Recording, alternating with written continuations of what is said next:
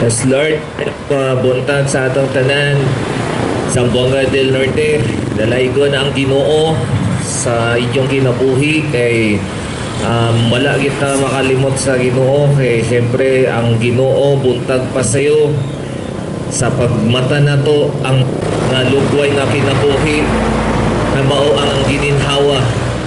Ang gininhawa igsoon bililhon kayo kay sa buntag sayo dapat lang gyud siyang pasalamatan kay kung wa na gitay gininhawa igsoon wala natin diri sa kalibutan. Salamat ta kanunay sa Ginoo sa iyahang mga blessings. Habalo mo kaning init, di mo tubo ang mga tanom kung way init, way ulan, dili pud mo tubo ang mga gulay, ang mga pagkaon. Asa na gikan igsoon sa mga tanom, mga ipangtanom diha sa mga atong mga igsoon og ang atong Ginoo nagpatubo niana. Pati ang hangin, iyahan ang tanan. Pati ang mga atong mga kusog na mutarbaho ta sa Ginoo na gikan. Una nga nagpasalamat yun ta sa Ginoo. Kinahanglan ginatuunahon siya sa atong kinabuhi. Og baila-ila di ko sa akong kagalingan. Ako din si Pastor Evangelist JD.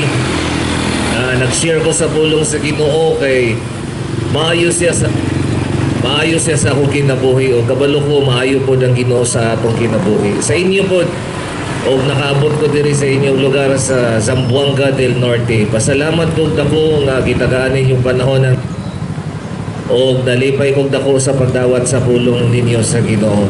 Igsoon, siguro pag mutanaw mo sa mga news karon, pag-abri lang ninyo sa mga news karon, adunay mga balita nga korupsyon, kawat, patay, bangga, disgrasya.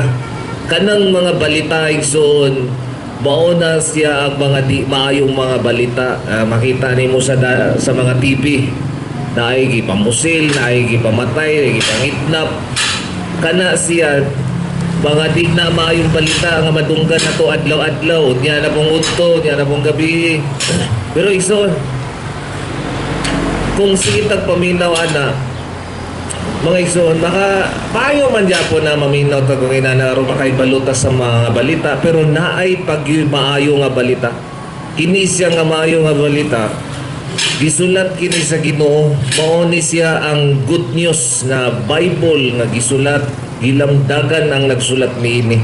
Ang mga propeta ng katapusan ng mga adlaw, atong mga igsoon, mga apostoles, gisulat ni og mauni ang Bible mga igsoon. Kasaligan ni siya og ang Ginoo namulong ni ini. Dili ni siya imbento sa tao nga gibugna lamang.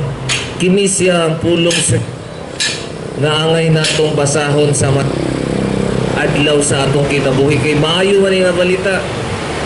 Ato ni siyang paminawon, basahon kay makahatag ni sa tuwa og dugang nga kusog pa og malipay ang Ginoo kung atong kanunay siyang pasalamatan pinagi sa iya mga pulong. Ang Biblia igsoon dili mga ang Ginoo nagingon siya nga kining maayong balita matuman kini og kasaligan.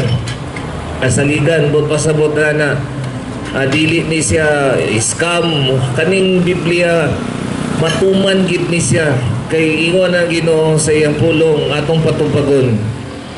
Nag-ingon siya pahayag 2 versikulo 18 20.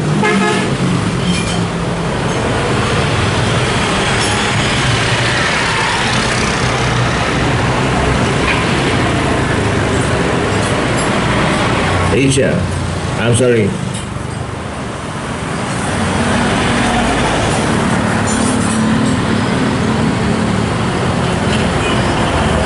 Atong basa. Unya ang anghel,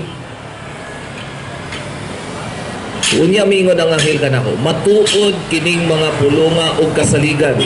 Ang Ginoong Dios nga naghatag sa iyang espiritu ngadto sa mga propeta nagsugo sa iyang anghel aron ipakita ngadto sa iyang mga alagad ang mga butang nga mahitabo sa dili madugay. Nag-ingon daw ang Ginoo nga gipakita si alagad ang mga butang nga mahitabo sa dili madugay. Verse Dingon si Jesus Christ, mubalik ako sa dili madugay. Wakakon ba ang Ginoo ison? Siya mismo nag-ingon. Maoning maing balita. Kasi Jesus Christ, ingon siya, mubalik ako sa dili madugay. Ulahan katong nag-amping sa gipanagna dinhi niining libruha. So kining libruha nga akong gibasa sa inyo ha. Maon ni siya ang pulong sa Ginoo. Bulahan ka daw kung nag-amping ka sa mga pulong niya. Kay nagsaad siya kanato nga mubalik gayud ang Ginoo diri sa kalibutan. Mga igsoon, nag-ingon siya, si Jesus Christ miingon. Ha? Ayaw itago ang panagna nga niining libruha. Libruha kay duol na ang katumanan niini. So kaning Bible igsoon, mahitabo gayud ang mga gipangsulat diri kay ang pulong man ni sa Ginoo tawag ni propesiya. Nag-ingon siya in verse 11, pasagdi nga ang dautan magpadayon pagbuhat sa dautan. Ang mga malaw-ayon magpabilin nga malaw-ay, ang matarong magpadayon sa pagbuhat sa matarong, ug ang balaan magpabilin sa pagpakabala. Si Jesus miingon, mubalik ako sa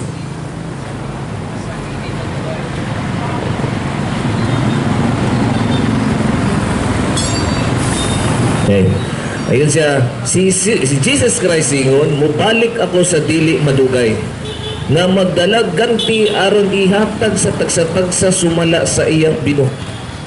Ako ang Alpha, ang Omega, ug ang Ulahi, ang sinugdanan ug ang katapusan. Mao ni ang maayong balita igsoon, no? Kitang tanan makadawat og ganti, mubalik ang Ginoo diri sa kalibutan. Bulahan tong naglabas sa iyang bisti o sa abot o sabot nagmatarong naglikay sa pagpakasala o giuntangan ng pagpakasala o nisunod sa iyang kabubuton nagpakabalaan o nibalik ang Ginoong naabtan ka igsoon. Ngayon siya, pasagdi ka mga malaway, pasagdi mga dautan, magmatarong ang mamatarong ang dautan, magpatayo silang pagkadautan muna nga kung gihigop man nato ang Ginoo igsoon, nagpaabot ta niya kung ituo pag ni ato ni siyang tumanon ang iyang gisugo na ang Ginoo gid nag-ingon siya mubalik gid na siya. Ug kining mga tingala mo na nga mga nahitabo sa katapusan ng mga adlaw karon nga nay mga gupat, nay mga linog, nay mga daghan kay nga hitabo karon nga nasulat sa Mateo 24. Mauna ni siya ang katumanan sa Biblia nga pasabutan na dugay na kayo ni nga Biblia, dugay na kay nisistanan, mga pila na ni katuig ni labay, mga dugay na kay istanan na sulat, pero natingala ka nga nung matuman mangyud ang pulong sa Ginoo nga nahitabo. Wala pa man nakakita sa una atong nangahitabo karon o karon na nga na ay mga linog, kakuyaw, katalagman ang may tabo sa katapusan ng mga adlaw. Ang bulan mahimong dugo, di ba? Magbubat ang mga nasod sa nasod ug mao kini ang mga sinugdanan. So muna nga kitang tanan igsoon, atong andamon natong kaugalingon kay ang Ginoo dool na siya mobalik kay gisaad niya sa ato na balik gayud siya sa di madugay. Dili man sa ingon nga dili na ta manarbaho, dili na ta mo eskwela. Ang pagpangandam igsuon na mao ang atong kasing-kasing atong susihon kung ang atong angayan bagita sa Ginoo nga moatupang sa iya. Igsuon duhara ka buk pagpilian nato diri sa kalibutan gyud. Kung moabot ang Ginoo diri sa kalibutan ug nakita niya nga nagtuman ka sa iyang kabubuton, bulahan kay kaigsuon. Apan naapoy usa nga gitawag natong ikaduhang kamatayon. Mao ni siya nga igsoon nga kulba kayo mahitabo sa atong kinabuhi. Mao ni siya nga di na to matag-an ang atong kinabuhi. Kita nagsusuriya ta karon ugma wala na ta. Sun simana, sun bulan, sun tuig wala ta kabalo sa unahan. Ug ingon ng Ginoo ang matag usa mamatay gayud ug tapos niya na hukman ta sa Ginoo. So kining ikaduhang kamatayon ni John, kulba kay ni siya. Og ang Ginoo Jesus Christ, mubalik siya, pero kung maabtan po ka sa kamatayon, mao ni kulba kayo. Kay pag-abot dito igsoon sa hukom, ikaw o ako, dili ingon nga imong mama parehas mo hukom, imong papa parehas mo hukom, dili matag usa o sumala sa atong binuhatan. Kung imong binuhatan diri sa kalibutan, wala nimo patalinghugi ang pulong sa Ginoo, nagpadayon ka sa pagpakasala, naay ang giingon diri sa 1 Corinto 4:6. Kinsa dito makasulod sa gingharian sa Dios? Na nakasulat diri pod, patubagon na to ang Ginoo kay utubag man na siya kay iya man impulong. Sa walay duha-duha, nasayod kamo nga ang mga daotan dili makasulod sa gingharian sa Dios.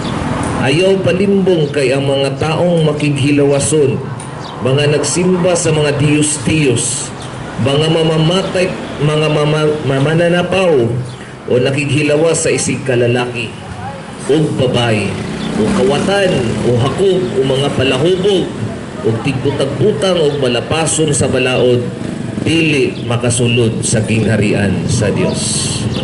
Mao ginaigsoon, wagin tay mahimo bisan unsaon natong balibali sa ang Ginoo.